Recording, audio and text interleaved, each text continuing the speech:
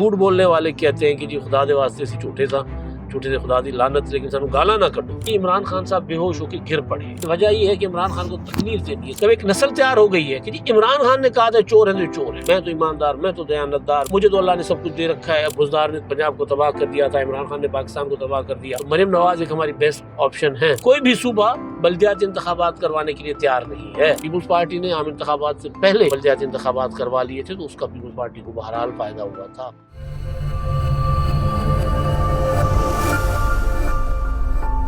میں امداد روز سکھر سے جیکاباد کی طرف سفر ہے میرا, اور یہاں پر موسم بڑا شاندار ہے. ہلکی ہلکی بوندا باندی ہو رہی ہے, بادل ہیں گہرے, اور یوں لگ رہا ہے جس سے دن میں ہی یعنی صبح کا وقت ہے, دوپہر بھی ابھی کہہ سکتے ہیں کہ آپ نہیں ہوئی, لیکن یوں لگ رہا ہے کہ جیسے شام ڈھل رہی ہے. موسم بڑا شاندار ہے. پریڈکٹ کیا گیا تھا کہ بارشیں ہوگی, لیکن بہرحال موسم پر تو ہم بات کریں گے نہیں. ہم نے بات کرنی ہے سیاست پر, سیاسی حالات پر. دو بڑی امپورٹنٹ خبریں جو ہیں وہ سامنے آئی ہیں. ایک خبر تو ہے پنجاب کے حوالے سے, اور پنجاب میں کیا تقاضا کیا جا رہا ہے اور کیا نہیں کیا جا رہا. بنیادی جمہوریت کے لیے جو اصل ڈیمانڈ ہے آئین کی, اس پر عمل درآمد کی بات ہو رہی ہے. تو وہ اب کیا چیزیں سامنے آئی ہیں, اور جو سماعت ہوئی ہے ایک بڑے فورم پر, اس میں حکومت پنجاب کا موقف کیا رہا ہے اور کیا باتیں سامنے آئی ہیں. اور دوسری ایک اور بڑی دلچسپ بات, جھوٹ بولنے والے کہتے ہیں کہ جی خدا دے واسطے سی جھوٹے سے خدا دی لعنت لیکن سانو گالا نہ کڈو. ایک ٹویٹ کیا گیا تھا, ایک خبر سامنے آئی تھی. خبر تو نہیں تھی نا, ظاہر پروپیگنڈا تھا, ٹویٹ تھا. وہ عمران خان صاحب نے کیونکہ خاص نسل تیار کی ہوئی ہے کہ بڑی بڑی باتیں کرو, اور اس کے بعد اگر لوگوں کے سامنے سچ آ جائے تو پھر اس سے یا مکر جاؤ یا پھر اس سے اور کوئی بڑی چھوڑ دو. یہ عمران خان صاحب کا ایک طریقہ رہا ہے, اور اسی طریقے پر پوری کی پوری تحریک انصاف اور تحریک انصاف کو پروموٹ کرنے والے یا تحریک انصاف کا پروپیگنڈا کرنے والے جو سو کالڈ جرنلسٹ ہیں وہ یہ بات کرتے ہیں. ایک صاحب ہے مہر شرافت صاحب, اور باتیں کرتے ہیں تو وہ بڑے دبنگ لگتے ہیں. جس طرح علی امین گنڈا پور صاحب نے ان کو گالیاں دی تھی, اور پھر علی امین گنڈا پور کو انہوں نے جواب دیا تھا, تو وہ جواب بھی اچھا خاصا تگڑا جواب تھا کہ تو کی بندے کھانا ہے, تو فائر مار لیں گا مینوں, تو مار لے تم فائر. وہ والے مہر شرافت صاحب جن کو علی امین گنڈا پور نے ان کو اور عمران ریاض کو بہت ہی غلیظ قسم کی گالیاں دی تھی. پنجاب سے پی ٹی آئی کے جو ہیں وہ ایک ٹکٹ ہولڈر ہیں, ان کی میں بات کر رہا ہوں. چند دن پہلے ان کا ایک ٹویٹ تھا, میں نے اس پہ ولاگ کیا تھا. انہوں نے دعویٰ یہ کیا تھا کہ جی عمران خان صاحب کو جہاں جیل میں رکھا گیا نا, وہاں کیا یہ گیا ہے کہ جی جیل کے اندر جو عمران خان صاحب کا سیل ہے اس کو شدید میٹھے پانی سے, یعنی کٹر میٹھا پانی ہوتا نا, کٹر فلاں کٹر, تو وہ کٹر میٹھے پانی سے اس کو دھویا گیا, اور بہت شیریں پانی تھا, اور اس کو اور اس کے جو سلاخیں تھیں اس کو بھی دھویا گیا, اس کی در و دیوار کو دھویا گیا, فرش کو دھویا گیا. وجہ وہ بتا رہے تھے, انہوں نے سائنس سے لڑائی اپنے ٹویٹ میں, کہ وجہ یہ ہے کہ عمران خان کو تکلیف دینی ہے. تکلیف کیسے دینی ہے کہ جی جب اس کو میٹھے پانی سے دھویا گیا تو میٹھے پانی سے دھونے سے یہ ہوا کہ کیڑے مکوڑے جو ہیں وہ عمران خان صاحب کے سیل میں آ گئے, اور پھر عمران خان صاحب کی نیندیں جو ہیں وہ اڑ گئیں, اور پھر عمران خان صاحب کی ملاقاتیں بھی بند ہیں, یہ ہے وہ ہے, اس طرح کی باتیں. حالانکہ اس کے بالکل اگلے دن عمران خان کی بہن علیمہ خانم صاحبہ نے عمران خان سے ملاقات کی تھی, اور انہوں نے کہا تھا کہ عمران خان صاحب جو ہیں وہ بالکل ٹھیک ہیں. بلکہ یہ خبر بھی آئی, باہر بیٹھے ہوئے قاسم سوری نے ٹویٹ کیا تھا کہ یا انہوں نے کہیں بات کی تھی کہ جی عمران خان صاحب بے ہوش ہو کے گر پڑے. ایک بار چودھری پرویز الہی صاحب گرے تھے, کہا گیا کہ جن کی پسلیاں ٹوٹ گئی ہیں. چودھری پرویز الہی صاحب کی ہڈیاں جو ہے نا وہ تو جس طرح کارٹون نیٹ ورک میں آپ دیکھتے ہوں گے نا, عموماً کارٹون ہوتا ہے, اس کے کوئی کارٹون ہے جو وہ اپنا اس کے اوپر گاڑی چڑھ جاتی ہے, وہ بالکل زمین کے ساتھ, فرش کے ساتھ, سڑک کے ساتھ چپک جاتا ہے, ایک کاغذ بن جاتا ہے, اور تھوڑی دیر کے بعد اٹھ کے چلنے لگ جاتا ہے, وہ پھر دوبارہ واپس آ جاتا ہے. تو چودھری پرویز الہی صاحب کا مدعا کچھ اس طرح کا بھی رہا ہے. جب انہوں نے پنجاب کے انتخابات تھے صوبہ وزیر اعلیٰ کے پنجاب اسمبلی میں, جب انہوں نے اپنے گنڈے بدماش لا کے اسمبلی کے اندر داخل کیے, اور پھر دوسری طرف سے بھی ذرا معاملہ تگڑا ہو گیا, اور جب یہ ناکام ہو گئے تو انہوں نے اپنا جا کر کمرے میں جا کر، چیمبر میں جا کر انہوں نے پٹیاں شٹیاں کروا دی، ایک ٹانگ اوپر تھی، ہاتھ یوں لٹک رہا تھا، اور انہوں نے کہا کہ جی میری تو انہوں نے بازو توڑ دیا، میری انہوں نے ٹانگ توڑ دی، اور اگلے دن وہ جو ہے نا وہ پلاسٹر وغیرہ اتر گئے تھے۔ اسی طرح کہ آپ نے عمران خان صاحب کو بھی دیکھے ہوں گے پلاسٹر وغیرہ تو عمران خان صاحب کو بھی چڑھے ہوئے تھے۔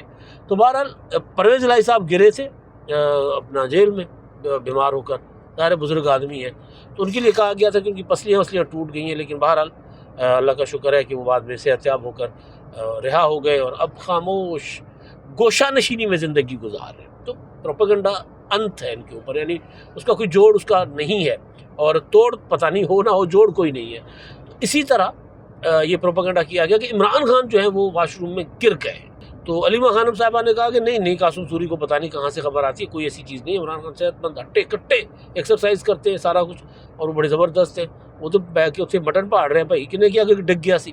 تو وہ علیمہ خانم صاحبہ نے کہا۔ جو مہر شرافت صاحب نے جو بات کی وہ یہ تھی کہ جی عمران خان صاحب کو اذیت دینے کے لیے ان کے سیل کو جو ہے وہ کٹر میٹھے پانی سے دھویا گیا ہے، تو اور انہوں نے کہا کہ جس نے تصدیق کروانی کروا لے جا کے، میری کوئی خبر غلط نہیں ثابت ہوتی، میں وثوق سے کہہ رہا ہوں۔ تو بعد میں پھر یہ بھی ایک بہرحال ظرف والی بات ہے، پھر انہوں نے ایک اور ٹویٹ کیا، کل میں سفر میں تھا، کل پھر ولاگ کر نہیں سکا، تو وہ انہوں نے میں نے ٹویٹ جو پڑھا رات کو، تو میں نے سوچا کہ اس پہ تھوڑی سی گپ شپ کی جائے لائٹر اس پہ، کہ یار مطلب کمال نہیں ہے کہ انہوں نے کہا تھا کہ جی اچھا پی ٹی اے کا ایک بندہ، یہ میں ان کو کریڈٹ ضرور دوں گا کہ انہوں نے کہا کہ نہیں جی میری جو بات تھی جھوٹ نہیں تھی، لیکن مجھے میرے سورس نے مروا دیا۔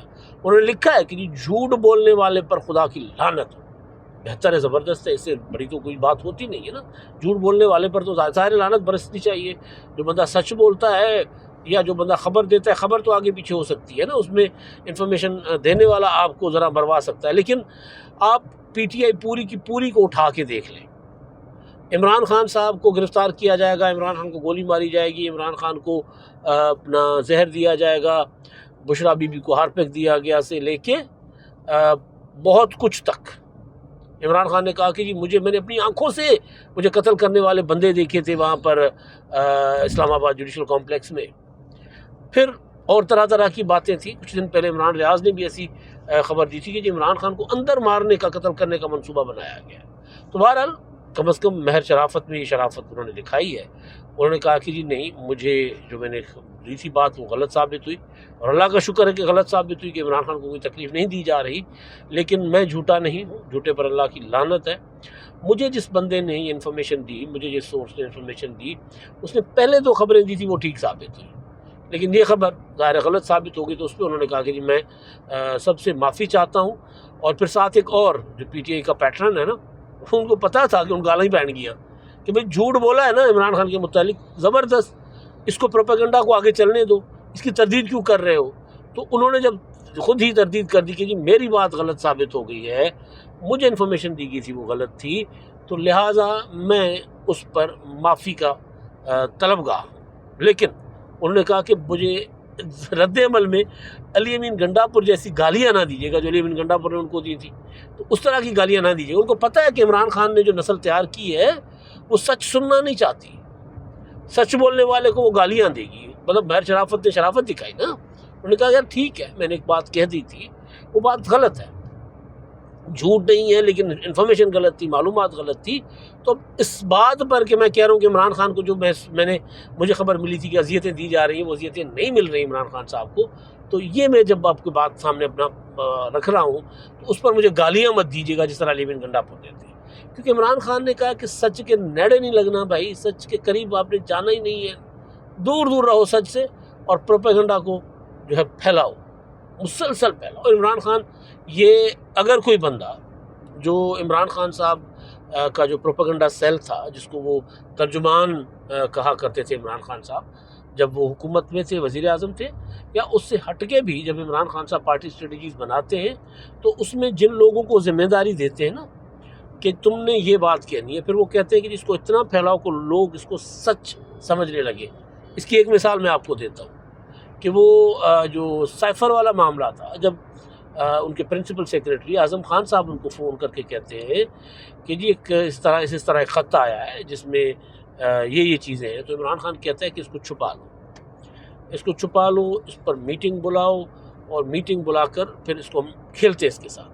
پھر وہ جو میٹنگ ہوتی ہے اس میں عمران خان صاحب اسد عمر کو کہتے ہیں کہ لوگوں کو اسپون فیڈ کرو، لوگوں کے ذہنوں میں بات ڈالو، مسلسل پروپیگنڈا کرو کہ بھائی یہ سازش ہے۔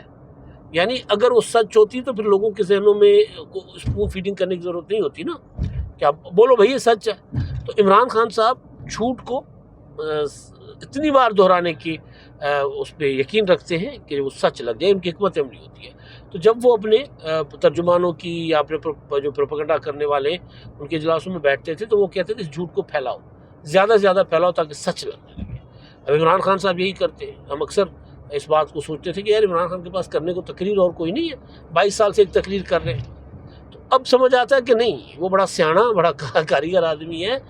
اس نے 22 سال سے پروپیگنڈا، کچھ سچ کچھ جھوٹ، وہ ایسا لوگوں کے سامنے رکھا کہ ایک نسل تیار ہو گئی ہے کہ جی عمران خان نے کہا تھا چور ہیں تو چور ہیں، بات ختم ہو گئی۔ اس سے زیادہ تو انہوں نے اور اپنے متعلق بھی اسی طرح کی باتیں کی، جی میں تو ایماندار، میں تو دیانتدار، مجھے تو اللہ نے سب کچھ دے رکھا ہے، اب مجھے اور میں تو جہاں جاؤں گا مجھے تو پیسے ملیں گے، میں تو اپنا شرٹ بیچ دوں تو میں کروڑوں روپے، اور یہ پروپیگنڈا کہ جی عمران خان تو ایک لیکچر کے $1 کروڑ لیتے ہیں، یہی پروپیگنڈا کیا گیا۔ تو لوگوں کو لگا کہ ہاں یار یہ تو بات سچ ہے۔ تو اسی طرح کے پروپیگنڈا کرنے والے لوگ جب ان کے سامنے سچ رکھا جاتا ہے کہ جی نہیں وہ غلطی تھی، مجھ سے غلطی ہو گئی، مجھے غلط انفارمیشن دی گئی تھی تو معافی چاہتا ہوں، تو اب وہ اس کو پتہ ہے کہ اب یہ گالیاں پڑیں گی کیونکہ جو نسل عمران خان نے تیار کی ہے۔ تو بہرحال میں شرافت صاحب تیار ہے سچ بولنے میں، سچ بول کر اگر ان کو گالیاں پڑتی ہیں تو گھاٹے کا سودا نہیں ہے۔ پروپیگنڈا سے دور رہیں، بچوں کو بھی پروپیگنڈا کی پہنچ سے دور رکھیں۔ ایک اور چیز جو میں نے آپ کے سامنے رکھنی ہے وہ ہے پنجاب کے متعلق۔ پاکستان کے ہیں 4 صوبے اور 2 اور یونٹس ہیں، آزاد کشمیر پاکستان کے زیر انتظام ہے اور گلگت بلتستان۔ تو وہاں پر تو سسٹم کچھ اور ہوتے، لیکن جو پاکستان کے 4 صوبے وہاں ایک آئین نافذ ہوتا ہے، مکمل نافذ ہوتا ہے۔ اس آئین کے تحت 4 صوبوں میں ضمنی انتخابات کروانا لازم ہے، 4 صوبوں میں۔ اب سندھ میں ضمنی انتخابات ہوئے 2022 کے بدترین سیلاب کے باوجود ہوئے۔ سیلاب بارشوں سے پہلے ہو رہے تھے، کچھ بارشوں کے بعد ہو گئے، لیکن سندھ میں کشمور سے کراچی تک اور کاروں جھر سے جو ہے وہ آپ کہہ لیں کہ لاڑکانہ تک، یا پورے علاقے میں، پورے ملک میں، صوبے میں بلدیاتی انتخابات ہو گئے۔ ادارے اپنا کام کر رہے ہیں نہیں کر رہے وہ ایک الگ معاملہ ہے، لیکن بلدیاتی ادارے ہیں، آئینی ایک تقاضا پورا ہوا۔ اچھا، اس میں ڈیلے آیا تھا سندھ کے انتخابات میں، کیونکہ سندھ میں جب وہ کوئی قانون بنا تو اس کو چیلنج کیا گیا تھا۔ آپ کو یاد ہوگا جماعت اسلامی نے چیلنج کیا، متحدہ قومی موومنٹ نے، اور ظاہر ہے حکومت بھی نہیں چاہتی ہوگی کہ انتخابات ہوں، اور عدالتوں میں معاملات چل رہے تھے۔ بہرحال فائنلی جب سارے معاملات مراحل ہو گئے تو انتخابات ہو گئے۔ KPK میں انتخابات ہو گئے 2 مراحل میں، 3 مراحل میں۔ بلوچستان جیسے انتہائی جو ہے وہ جو صورتحال، جہاں پر خراب صورتحال ہے، وہاں پر بھی بلدیاتی انتخابات ہو گئے۔ ایک صوبہ ہے پنجاب جہاں بلدیاتی انتخابات نہیں ہو رہے۔ 2016 میں اگر میں غلط نہیں ہوں تو آخری بلدیاتی انتخابات ہوئے تھے، یا 17 میں، اور عمران خان صاحب نے آتے ہی وہ سارے کے سارے بلدیاتی ادارے اڑا دیے تھے۔ سپریم کورٹ آف پاکستان نے حکم جاری کیا تھا، وہ بھی ماشاءاللہ جب بلدیاتی ادارے اپنی وہ مدت ان کی پوری ہو رہی تھی تو اس سے 5-6 مہینے پہلے کہا گیا کہ جی ان کو بحال کر دو، تو حاتم طائی کی قبر کو لات ماری انہوں نے۔ تو بہرحال بحالی کے باوجود عمران خان صاحب نے سپریم کورٹ کا وہ فیصلہ نہیں مانا تھا۔ آج کل بہت عمران خان صاحب کو آزاد عدلیہ کی مروڑ اٹھتے ہیں پیٹ میں۔ سپریم کورٹ آف پاکستان کا آرڈر تھا کہ بلدیاتی ادارے پنجاب کے بحال کریں، بلدیاتی نمائندے جاتے تھے اور آگے تالے لگے ہوتے تھے، کیونکہ گلزار سرکار، پرویز الہی سرکار وہ نہیں کھولنے دیتے تھے تالے۔ تو اب پھر حکومت بدل گئی، مسلم لیگ نون کی حکومت آئی جنہوں نے 2016-17 میں انتخابات کروائے تھے۔ لیکن اب مسلم لیگ نون، اچھا عمران خان نے اپنے دور میں یہ کیا کہ بلدیاتی جب الیکشن کمیشن کہتا تھا کہ انتخابات کی تاریخ دیں، تاریخ بھی آ جاتی تھی، تو عمران خان صاحب کی حکومت کیا کرتی تھی کہ قانون میں ترمیم اور تبدیلی کر لیتی تھی۔ جب تک قانون مکمل نہیں ہوتا ظاہر بلدیاتی انتخابات نہیں ہو سکتے، تو وہ قانون بنا کے پھر خود ہی جب انتخابات کی طرف معاملہ جاتا تھا تو اس قانون میں خود ہی ترمیم کر دیتے تھے۔ مسلسل یہ کرتے رہے عمران خان صاحب کے دور میں، 4.25 سال یہ ہوتا رہا۔ PDM کی حکومت آ گئی، اس وقت بھی بلکہ نگران حکومت آ گئی. نگران حکومت نے تو کچھ نہیں کیا. پھر مسلم لیگ نون کی حکومت آئی ہے جو اتحادی تو نہیں ہے، پنجاب میں تو فل فلیج حکومت ہے. تو مسلم لیگ نون کی حکومت ہے. اب الیکشن کمیشن نے کہا کہ جی آپ انتخابات کیوں نہیں کروا رہے. طلب کیا گیا تھا چیف سیکرٹری کو، ان سے پوچھا گیا کہ جی آپ الیکشن کیوں نہیں کروا رہے. تو انہوں نے کہا کہ جی ہم جیسے ہی قانون مکمل ہوگا ہم انتخابات کروائیں گے، قانون سازی ہو جائے گی. تو ان کو پوچھا گیا کہ جی کتنی بار قانون سازی آپ نے تبدیل کی؟ انہوں نے کہا 5 بار. 5 بار قانون تبدیل کیا گیا صرف اس لیے کہ انتخابات نہیں کروانے. تو اس میں جو چیف الیکشن کمشنر صاحب نے جو ریمارکس دیے، جو رپورٹ ہو رہا ہے، میں جیو کو کوٹ کر رہا ہوں، انہوں نے کہا کہ جی کوئی بھی صوبہ بلدیاتی انتخابات کروانے کے لیے تیار نہیں ہے. اب اتنی بے خبری ہے، یا چیف الیکشن کمشنر صاحب سمجھ رہے ہوں گے کہ یار میں کلّا مطلب مریم نواز صاحبہ کی حکومت سے اگر گل کراں گا تو کسی ناراض ہی نہ ہو جان. مطلب حالانکہ باقی صوبوں میں بلدیاتی ادارے کام کر رہے ہیں. ہاں یہ الگ بات ہے کہ انہوں نے کوئی دل سے انتخابات نہیں کروائے تھے لیکن کروا لیے. تو جیسے انہوں نے کروائے تھے ایسے پنجاب میں بھی کروا لیں. یار بسم اللہ تو کریں، انتخابات تو ہوں، بلدیاتی نمائندے تو آئیں سامنے. نہیں ہو رہے انتخابات.